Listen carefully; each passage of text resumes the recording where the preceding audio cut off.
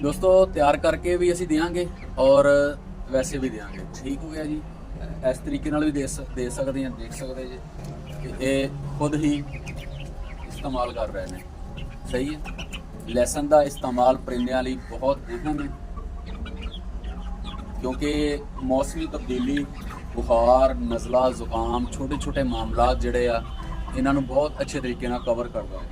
ਅਗਰ ਤੁਹਾਡੇ ਕੋਲ फार्मी दूसरा देसी लहसन नहीं है, फार्मी भी इस्तेमाल कर सकते जिस तरह के मैं कर रहे हैं। सही है। और ये जोड़ा कि असी दूसरी चीज़ हाजमे ਲਈ ये एंटीबायोटिक है जोड़ा कि हर किस्म की बीमारी के उत्ते बहुत ही हाई लैवल का काम करता वा। परिंदे करीब आते हैं और वो फिर उन्होंने जोड़ा ना डर हथ ना खुराक लैन का वो चीज़ जी है डर खत्म होंदा वा ते फिर जबरदस्त निज़ाम चलता वा। अच्छा दोस्तों अगली चीज़ जी है असी अपने मौजूदा लाने परिंदियां का तो शुगर मेला चलता ही रहता नाल। सही है जी। अगर तुहानूं पुराना गुड़ मिल जाए तो अच्छा है। मैं खुद भी नया गुड़ इस्तेमाल कर रहा हूँ। सही है क्योंकि ये लहसन जोड़ा वा ये कुदरती एंटीबायोटिक का काम करता वा और जोड़ा वा गुड़ वा ये हाजमे नूं दुरुस्तगी करता वा। हुण अपनी चीज़ों की तैयारी करते हैं तो नाल असी परिंदियां तो बचन की भी कोशिश करते हैं। हम सब तो पहले तो असी लहसन कुट लीए और ये दोस्तों अगर मेरे चैनल से तुसी नए जे तो चैनल सबसक्राइब कर दो क्योंकि मैं परिंदियां के मतलब मुख्तलिफ मेडिसन और मुख्तलिफ दवाइयां के उत्ते वीडियोज़ बनाता रहना। अस्सलामु अलैकुम रहमतुल्लाहि व बरकातुहू। उम्मीद है सब दोस्त बुजुर्ग भाई खैरियत नाल होणगे और अल्लाह पाक दे हुजूर दुआ है कि मालिक सब नूं अपने हिफ्ज़ो अमान च रखे।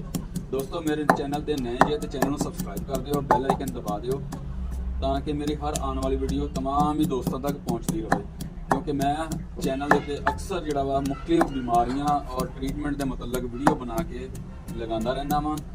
और अगर किसी दोस्त ने कोई वीडियो देखनी भी होवे बीमारी दी या खुराक के मतलब मैं प्ले लिस्ट बनाई हुई है और वो उत्ते लिखिया होया वा बीमारी दी है या खुराक दी है या आल है। कोई भी प्ले लिस्ट ऑन करके मुख्तलिफ किस्म दियाँ मेडिसन के मतलब वीडियो वो दोस्त देख सकता वा। तो साडा जनाब लहसन जोड़ा वा तकरीबन कुट के तैयार हो गया वा क्योंकि अक्सर जोड़ा वा बात थोड़ी देर पहले तुसीं देखिया वा परिंदे खा गए ने लेकिन कुछ परिंदे बाज़ दफ़ा नहीं खाते है। उन्होंने हथ ना या तो कल्ले कल्ले नूं खिलाना पैंदा वा या कि यह तरीका वा यह तरीका जोड़ा वा यह दोस्तों असी लहसन नूं अच्छे तरीके नाल कुट लेना वा। ये हाजमे लई नाल गुड़ दे देना वा नाल असी क्योंकि मौसम जोड़ा वा पहले गर्म हो गया सीगा हुण 2-3 दिन तो बारिशां दे नाल मौसम च खनकी फिर बहुत ज़्यादा आ चुकी है। वो जोड़ा कि परिंदियां दे विच बुखार अंदरूनी तौर पर या हाजमा का मसैल इस तरह के छोटे छोटे मामले होंदे रहंदे आ और उन्हां चीज़ों तो अपने परिंदियां नूं कवर करन लई यह चीज़ां जिहड़ियां ने कुदरती एंटीबायोटिक ने जिहदे नाल अखराजात दा बंदे दा बहुत ज़्यादा जिहड़ा वा कवरेज रहिंदी है और जोड़ा वा परिंदे आ साडे वो भी फिट रहंदे ने। हुण असीं विच पावांगे जी गुड़ हाजमे का भी काम करेगा और इसकी करवाहट जी है पानी की वो भी घटाएगा।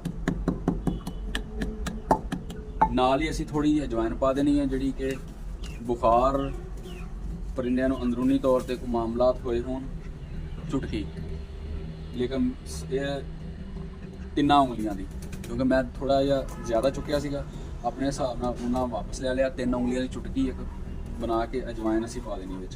मेरे हौसला अफजाई लिए चैनल सबसक्राइब और कमेंट लाजमी कर दिया करो क्योंकि अक्सर दोस्त जोड़े आते हैं वीडियो भी देखते हैं लाइक करना शायद भुल जाते हैं। वीडियो में लाइक कर दिया करो, वीडियो की रेपूटेशन अच्छी हो जाती है। लेना वा आ यार तू खा ला, हाँ खा ला खा ला खा ला शाबाश। ये हम थोड़ा जिहा असीं पानी ऐड करांगे कर लिए पानी ऐड जी ये ताकि इनू मजीद हौला कर लिता जाए।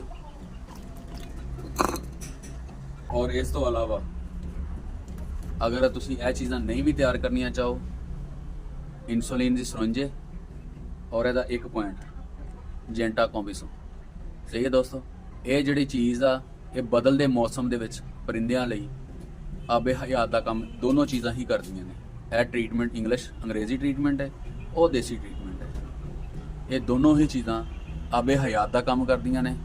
ਔਰ ਬਾਫਜ਼ਲੇ ਖੁਦਾ ਅਗਰ ਪਰਿੰਦੇ ਨੂੰ ਤੁਹਾਡੇ ਨੂੰ ਕੋਈ ਵੀ ਛੋਟਾ ਮੋਟਾ ਕੋਈ ਵੀ ਮਾਮਲਾ ਹੈਗਾ ਵਾ, ਕੋਈ ਵੀ ਮਸਲਾ ਹੈਗਾ ਵਾ, ਤੇ ਉਹ ਇਹਨਾਂ ਚੀਜ਼ਾਂ ਨਾਲ ਕਲੀਅਰ ਹੋ ਜਾਏਗਾ।